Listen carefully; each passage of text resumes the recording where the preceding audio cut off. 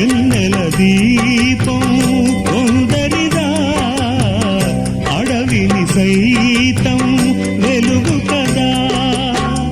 ఎల్లలు లేని చల్లని గాలి అందరి కోసం అందును కాదా.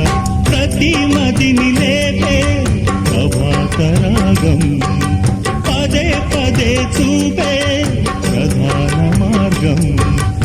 ఏది సొంతం కోసం కాదను సందేశం, మంచి గుణమే పోతే ప్రపంచమే శూన్యం.